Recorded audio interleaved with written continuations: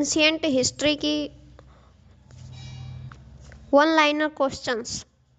हड़प्पा सभ्यता में कौन सी दो मुख्य खाद्यान्न पाई जाती थी? गेहूं और जौ। स्वतंत्रता प्राप्ति के बाद सर्वाधिक हड़प्पा कालीन स्थलों का पता कहाँ से चलता है? गुजरात। हड़प्पा कालीन शहरों एवं नगरों को किस प्रकार बांटा गया था? आयताकार खंडों में।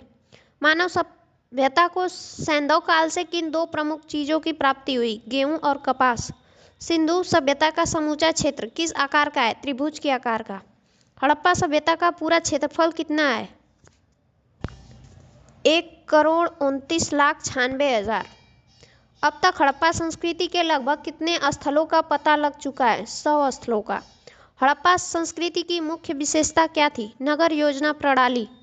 मोहनजोदड़ो का सबसे महत्वपूर्ण सार्वजनिक स्थल है विशाल स्नानागार। मोहनजोदड़ो की सबसे बड़ी इमारत कौन सी है? अन्नागार। हड़प्पाई लोग किससे बने हल का प्रयोग करते थे? लकड़ी के। सबसे पहले कपास पैदा करने का श्रेय किन लोगों को जाता है? सिंधु वासियों को। कपास को यूनान के लोग किस नाम से पुकारते थे? सिंडन। बुने हुए सूती कपड़ों का एक टुकड़ा कहाँ से मिला है? मोहनजोदड़ो। मेसोपोटामियाई अभिलेखों से सिंधु क्षेत्र का प्राचीन नाम क्या पाया जाता है? मेलुआ। हड़प्पा संस्कृति के लगभग सभी मकान किस आकार में पाए गए हैं? आयताकार। हड़प्पा नगर की संरचना कितने किलोमीटर के घेरे में फैली हुई है? 5 किलोमीटर। ऐसा कौन सा स्थल है जहाँ से उत्तर हड़प्पाई अवस्था में पकाई हुई ईंटों के प्रमाण मिले हैं? भगवानपुरा। चावल के उत्पादन के साक्ष्य कहाँ से प्राप्त होते हैं? रंगपुर और लोथल। भारत में सबसे बड़ा हड़प्पा कालीन स्थल था धौलावीरा, गुजरात।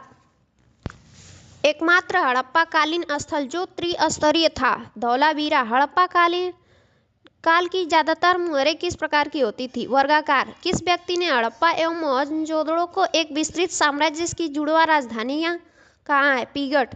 किन पुराविदों की मान्यता है कि सैंधव सभ्यता की उत्पत्ति मेसोपोटामिया की सुमेरियन सभ्यता से हुई थी? Sir John Marshall, Gordon Childe Wheeler. सैंधव सभ्यता के लोग किस धातु से परिचित नहीं थे? लोहा। किन सैंधव स्थलों से यज्ञ वेदियां प्राप्त होती हैं? लोथल और कालीबंगा। सैंधव सभ्यता के किस स्थल से घोड़े की हड्डियों के प्रमाण मिलते हैं? सुरकोटदा। मोहनजोदड़ो के निवासी अधिकांशतः किस जाति के थे? भूमध्य सागरीय। अधिकांश विद्वानों की धारणा के अनुसार सैंधव सभ्यता का निर्माता किस भाषा से संबंधित थे? द्रविड़।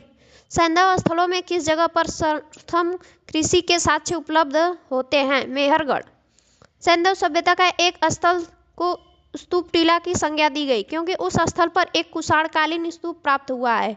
वह स्थल है मोहनजोदड़ो।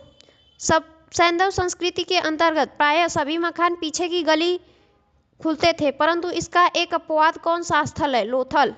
किस स्थल पर फर्श के निर्मित अलंकृत ईंटों का प्रयोग किया गया था? कालीबंगा। सैंधव सभ्यता का ऐसा कौन सा पुरातात्विक स्थल है जो पुरातत्वविदों के मतानुसार 7 बार उजड़कर बसा था? मोहनजोदड़ो। जिस टीले पर हड़प्पा का दुर्ग बना हुआ है उसे व्हीलर ने किस नाम से पुकारा है? माउंट एबी। किन इतिहासकारों का मत है कि सैंधव सभ्यता विदेश आक्रमणों व आर्यों के आक्रमण से नष्ट हुई? Gordon Childe Wheeler. किस इतिहासकार ने कहा है कि जलवायु में हुए परिवर्तन के कारण यह सभ्यता नष्ट हुई? RL Stine. मानव समाज विलक्षण है क्योंकि यह मुख्यतः आश्रित है संस्कृति पर। सिंधु घाटी सभ्यता को आर्यों से पूर्व रखे जाने का महत्वपूर्ण कारण है मृदभांड।